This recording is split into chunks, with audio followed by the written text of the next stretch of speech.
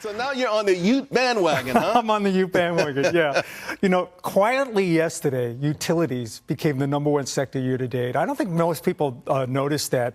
And typically that's a warning sign because it's a very defensive asset class. It's what you go to in a recession. It's certainly what you go to in a bear market. But I think something else is going on here. We know that AI is trickling down to almost every industry.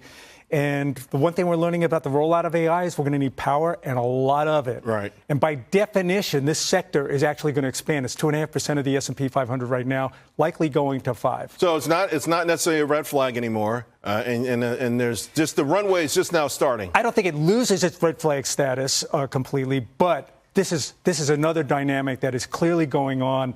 Goldman came out this morning and said that they expect electricity demand to climb 2.5% annually for the next decade. Yeah, I saw that. We're going to have an electricity crisis. I mean, already we're seeing brownouts and blackouts. They're going to make a lot of money, bottom line. The revenue has to go higher, and right. The companies that are good, and some of the best names we had on the show, things like Vista and Constellation Energy, those have been home runs. Grand slams. What do you think of the day's session? I mean, it feels like the market or whoever, Dave Bunting had issue with me saying the powers that be. But whatever the magical forces are trying to keep this market elevated no matter what the news. Home Depot laid an egg. And the retail stocks are going higher. Now, I know the CEO said consumers are still strong.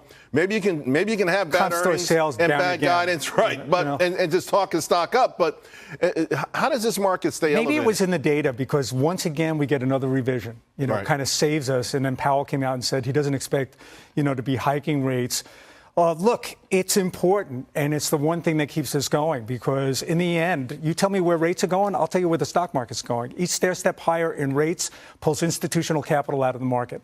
At CPI tomorrow, then, how important is it, even though PCE is the one that the Fed uses? They're all important. Okay. If you got a super hot number and no revision, we'll probably take a leg lower, but by and large, I think Dan Niles said it earlier. This is a stock picker's market. You get down in there. This is not the tide lifts all boats. Right. If you do the homework, you can find things to buy. Well, if it's a stock picker's market, all stock pickers love NVIDIA right now. Almost every day there's a higher target. I think 1350, the new target, is the last major earnings report left. Would you be long before they report? I am long, and I may end up regretting what I sold so far. I think a lot of us have trimmed our positions as we've gone into this number. This is not you just don't even want to know where I trim mine, and I was bragging too. Up 50%, yeah.